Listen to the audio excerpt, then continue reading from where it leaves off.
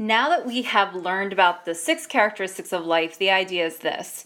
Once you classify something as being living, you then have to turn around and you have to classify it. So at this point, while you're watching the video, you'll want to make sure that you fill in the classification notes because we're going to go through some terminology and then we're going to talk about how you can classify organisms. So here's a picture of Linnaeus, that's how you pronounce it. Linnaeus is famous for coming up with the first classification system, and that classification system is called binomial nomenclature, which we'll talk about later, but that's what Linnaeus looked like. Before Linnaeus, they didn't really have a special way to classify stuff, it was just kind of put into odd random groups. So this right here is sort of the classification system he came up with. Again, we'll talk about the binomial nomenclature more on the next slide, but taxonomy itself is simply just the study or the naming of organisms. So we can call it the science of naming and classifying organisms. So I'll repeat that. Again, it's the science of naming and classifying organisms. And based on Linnaeus' system, you have to go through sort of this hierarchy. So you have to start with the kingdom, and once you decide what kingdom it's in, then you have to decide the phylum, and you just keep on going down the chain until you get to the genus and the species. Now, in this case, the species is really just the second part of that name, and that's where the binomial nomenclature comes in. So here we have a chart. It's labeled binomial nomenclature, and I'll explain where that actually is. Binomial nomenclature just means a two-part naming system. So bi meaning two and nomenclature meaning name. So two-part naming system. And the binomial nomenclature is really down here at the bottom of the chart. And what that means is in order to name an organism, you use the genus and you use the species. The genus is just a description of the group of organisms. So this is Latin or Greek for something. It's a description of the group.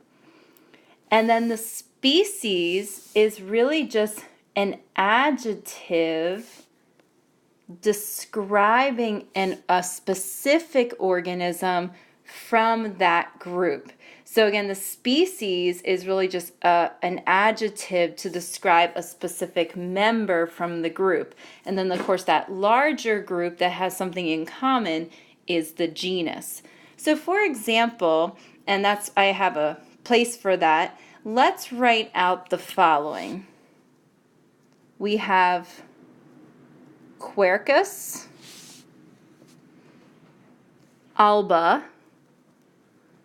And by the way, I'm going to underline that because if you are writing a scientific name, you want to make sure that you just capitalize the first letter and then lowercase everything else and then underline or italicize. So that's Quercus, Quercus, alba.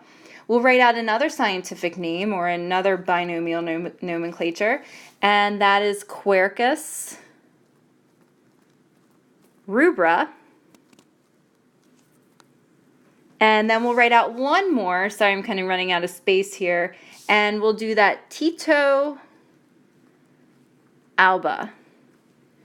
So you'll notice here these three organisms have some similarities. These two right here have the same genus, the Quercus, and this one here and this one here have the same species, which is description of the genus.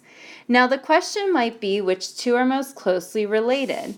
And in order to determine that, you have to look at the genus name, not the species, because Quercus actually means maple, and alba means white, and rubra means red.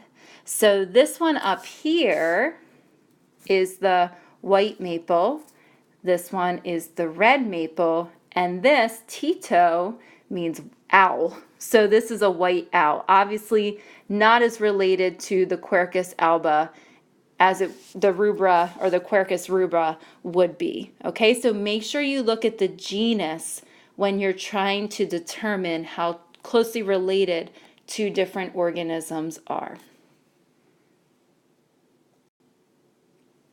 So in the rest of your notes, what we're looking at are the 7 levels of Linnaeus's classification system. I just realized I didn't have that on my next slide.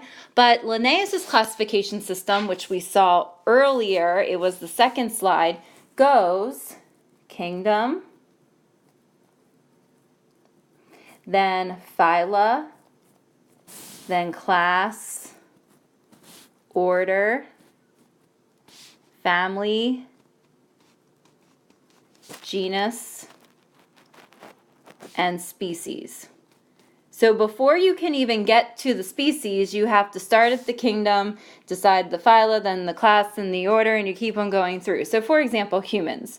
We are in kingdom Animalia. We are phyla Chordata because we have a backbone. We're class Mammalia because we have hair and mammary glands. We're order primates because we fit under that group. We're family hominids, and actually, if you look at the classification today, there's nothing else in that family, but we're still in that family. We are genus Homo, and we're species Sapien. So that's how you would go through the classification system. However, of course, we're constantly changing things, and so in your notes there's something that says modern classification. Now, before kingdom, we have added a category, and that category is called a domain. And these are the 3 domains. We have domain bacteria. Domain bacteria, you can see here on the slide, is our true bacteria. It is prokaryotic and it's unicellular. It's typical everyday bacteria. Because of what we know now about the bacteria that's out there, we've actually taken bacteria and we divided it up. And so there's another domain called domain archaea. And domain archaea is bacteria that live in extreme environments. So we call them extremophiles. They are still prokaryotic. They are still unicellular, but they live in extreme environments. So not something you would run into in your typical everyday walk around a school or at home, but you would see domain bacteria in that category. Archaeas are divided into these different groups based on where they live. So for example, something called a thermophile are bacteria that live in extreme heat, so they like it hot, they like lava, that sort of thing. We have something called acidophiles. Acidophiles like low pH, very acidic conditions. We have something called halophiles. Halophiles are bacteria that like extremely salty conditions, so they might like living, for example, in the Dead Sea. We have something called methanogens. Got its name from methane gas. So they like to live in the guts of organisms like cows that produce a lot of methane gas. They also like swampy areas, places where a lot of other organisms can't live, but that's where they like to live. So these are extreme bacteria, which are different from your typical everyday bacteria, but they are both prokaryotic and they're both unicellular. The third domain is domain eukarya, which is where we fit into. These are protists, fungi, plants, animals. We'll talk more about them on the next slide, but they are the organisms that have a nucleus. And so pretty much anything that has a nucleus gets thrown into that domain. And then once we decide what domain it's in, then we can go through kingdom, phyla, class, order, family, genus, species. So this is sort of a new addition to the classification system. And so the last thing that you're going to do in your notes is talk a little bit about the 5 kingdoms. So once we have decided what domain something's under, we then have to decide the kingdom. First of all, there are no kingdoms under domain archaea. So no kingdoms. Only because they're relatively new, and so there really haven't been kingdoms classified for them. But domain bacteria does have a kingdom, and that domain bacteria just abbreviate that, has what's called kingdom Monera under that. Again, it's just your typical bacteria, and you can just kind of go from there into phyla, class, order, family, genus, species. But these other four right here, these other four kingdoms, there's 5 kingdoms total, are all found under domain Eukarya. And there are specific characteristics for each of these kingdoms that you'll be filling in on your chart. Okay, so obviously your kingdom Monera, which is under domain bacteria, is going to be prokaryotic. It's going to be unicellular. They have cell walls made of something called peptidoglycan, kind of a weird sugar that makes up the cell wall of bacteria. And their nutrition, they're heterotrophs and autotrophs. Bacteria get their energy different methods depending on the strain of bacteria.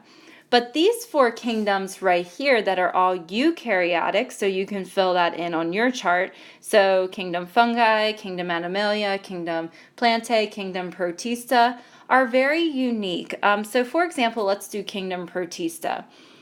This kingdom was developed simply because they weren't plants, they weren't animal, they weren't fungi.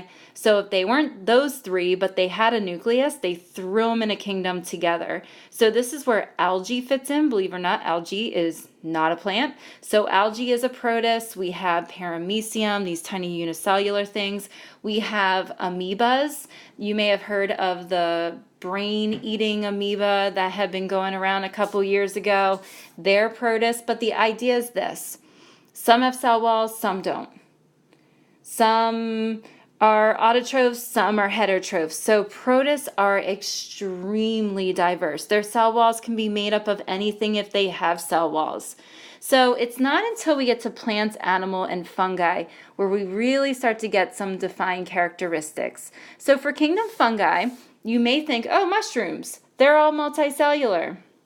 Nope, they're not. By the way, protists can be multicellular or unicellular, if I didn't say that. Very diverse. There's one example of a unicellular fungus, and that is yeast.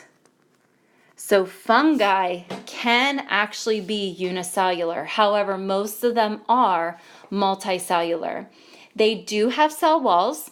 It's made up of a special sugar called chitin. We'll talk more about that in another unit. And they are heterotrophs because they decompose. They do not make their own food. With plants and animals, they are the only 2 kingdoms that are only multicellular, except animals are heterotrophs and plants are autotrophs. And since plants have cell walls, we have to look at what their cell walls are made up of, and they're made up of a special sugar called cellulose, which we will talk more about later on. So that information right there should allow you to be able to fill in that kingdom chart. So what I would like you to do then for the rest of the notes is look at the 3 questions that are related to classification and see if you can fill them in.